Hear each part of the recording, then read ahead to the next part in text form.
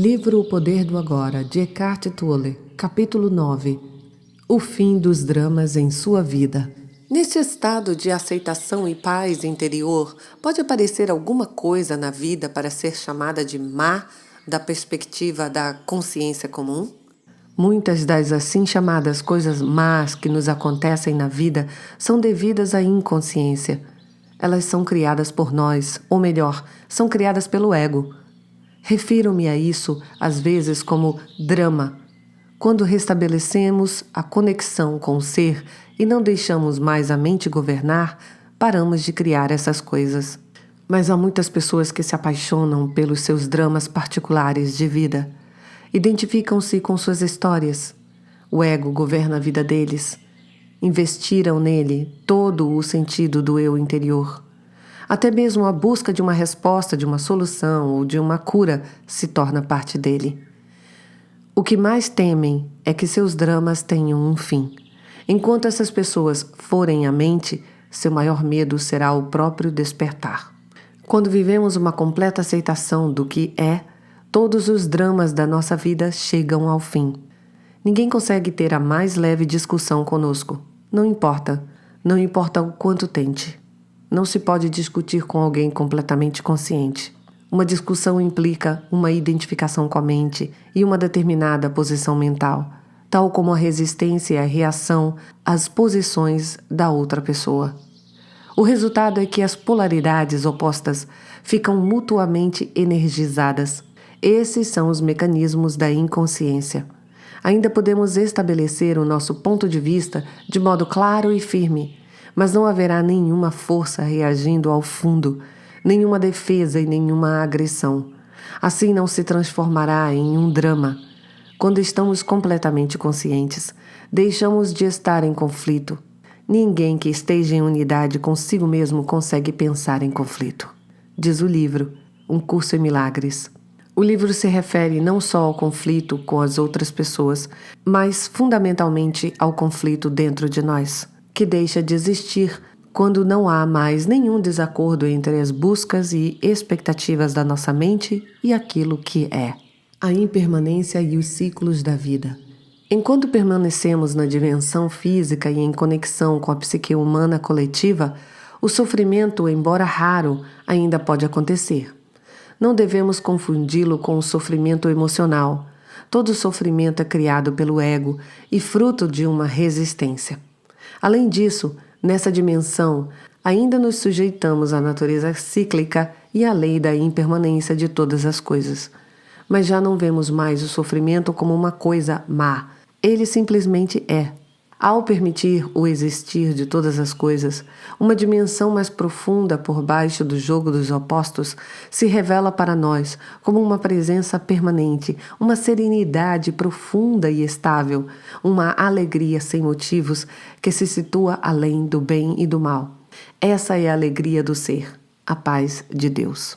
No nível da forma existe nascimento e morte, criação e destruição, crescimento e dissolução, de espécies aparentemente independentes.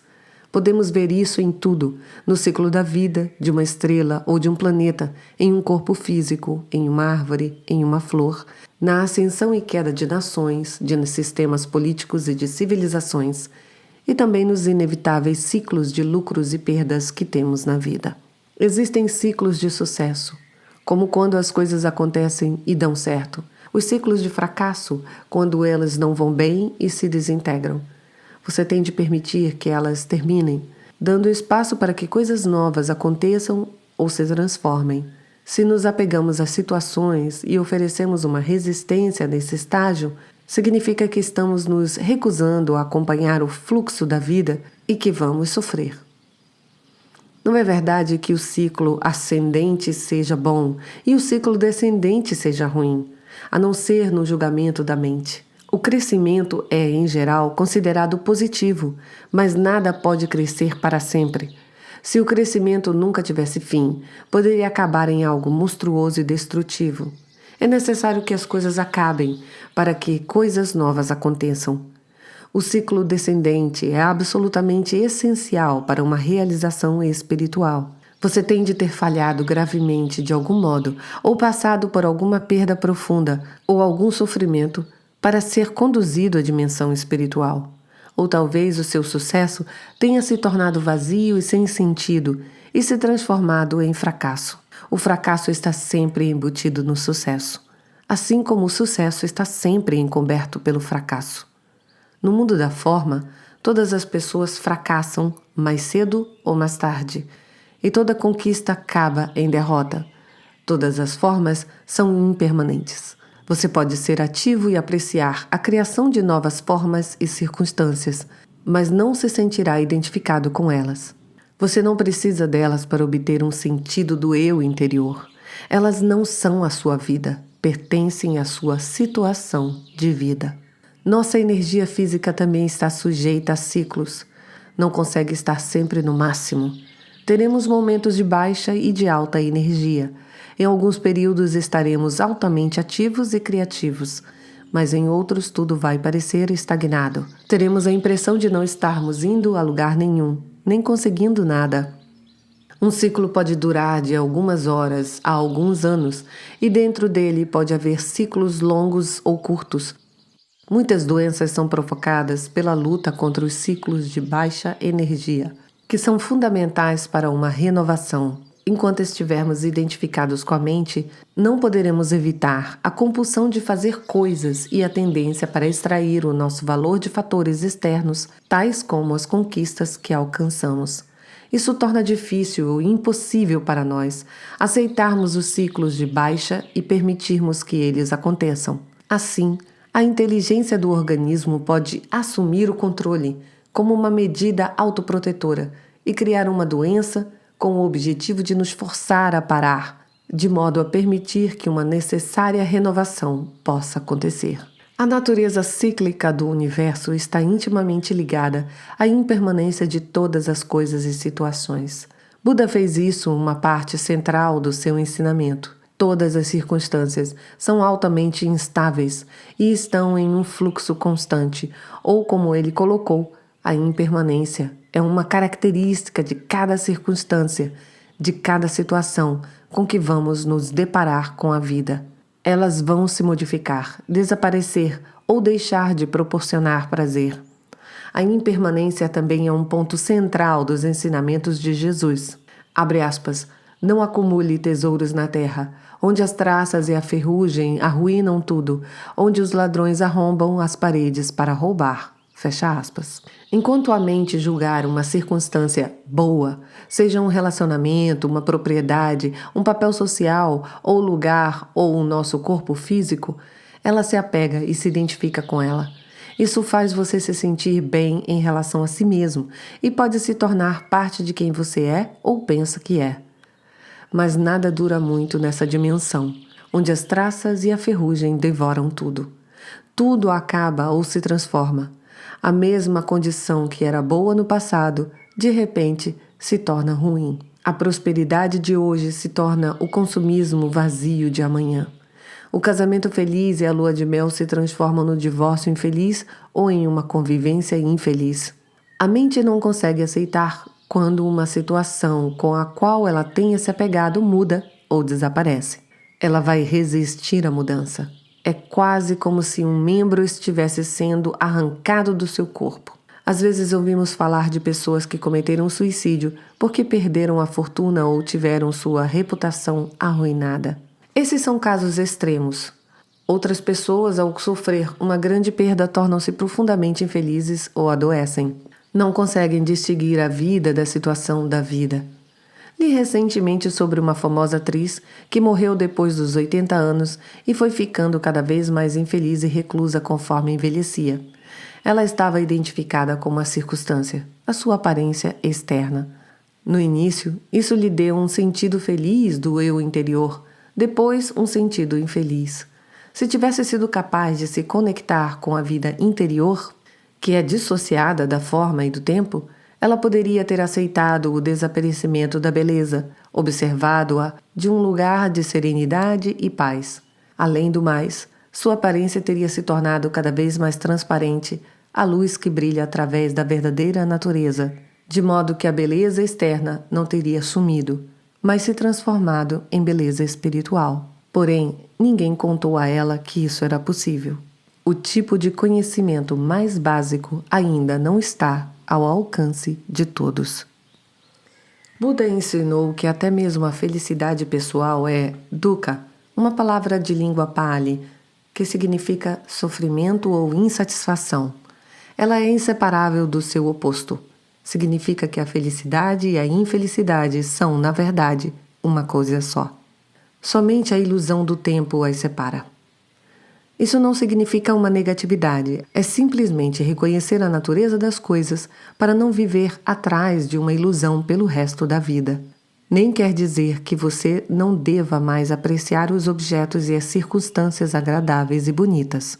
Porém, usá-los para procurar aquilo que não podem dar, uma identidade, um sentido de permanência e satisfação, é uma receita para a frustração e o sofrimento. Toda a indústria da propaganda e a sociedade de consumo entrariam em colapso se as pessoas se tornassem iluminadas e deixassem de tentar encontrar as suas identidades através dos objetos.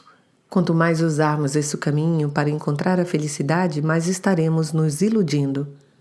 Nada lá fora vai conseguir nos trazer satisfação, exceto por um tempo e de modo superficial. Mas talvez você precise passar por muitas decepções antes de perceber a verdade. Os objetos e as circunstâncias podem lhe dar prazer, mas também vão lhe trazer sofrimento. Eles podem lhe dar prazer, mas não trazer alegria. A alegria não tem uma causa e brota dentro de nós, como a alegria do ser. É uma parte essencial do estado de paz interior, conhecido como a paz de Deus. É o nosso estado natural, não há algo que tenhamos de lutar para conseguir. As pessoas em geral não percebem que a salvação não está em nada do que façam, possuam ou consigam. Aquelas que percebem ficam muitas vezes enfastiadas do mundo e deprimidas. Se nada pode lhe dar um verdadeiro prazer, será que resta alguma coisa por que se empenhar? Com que objetivo? O profeta do Velho Testamento deve ter chegado a essa conclusão quando escreveu, abre aspas, tenho visto tudo o que se faz debaixo do sol, e eis que tudo é vaidade e uma luta contra o vento, fecha aspas. Quando você chega a esse ponto, está a um passo do desespero e um passo mais longe da iluminação. Uma vez um monge budista me disse, abre aspas, tudo o que aprendi nos 20 anos em que sou monge pode ser resumido em uma frase. Tudo o que surge desaparece. Isso eu sei. Fecha aspas.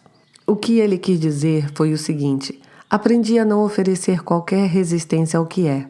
Aprendi a permitir que o momento presente aconteça e a aceitar a natureza impermanente de todas as coisas e circunstâncias. Foi assim que encontrei a paz. Não oferecer a resistência à vida é estar em estado de graça, de descanso e de luz. Nesse estado, nada depende de coisas serem boas ou ruins. É quase paradoxal, mas como já não existe mais uma dependência interior quanto à forma, as circunstâncias gerais da sua vida, as formas externas, tendem a melhorar consideravelmente. As coisas, as pessoas ou as circunstâncias que você deseja para a sua felicidade vêm agora até você sem qualquer esforço, e você está livre para apreciá-las enquanto durarem. Todas as coisas naturalmente vão acabar, os ciclos virão e irão, mas com o desaparecimento da dependência não há mais medo de perdas. A vida flui com facilidade. A felicidade que provém de alguma coisa secundária nunca é muito profunda. É apenas um pálido reflexo da alegria do ser, da paz vibrante que encontramos dentro de nós e ao entrarmos no estado de não resistência. O ser nos transporta para além das polaridades opostas da mente e nos liberta da dependência da forma. Mesmo que tudo em volta desabe e fique em pedaços, você ainda sentirá uma profunda paz interior. Você pode não estar feliz, mas vai estar em paz.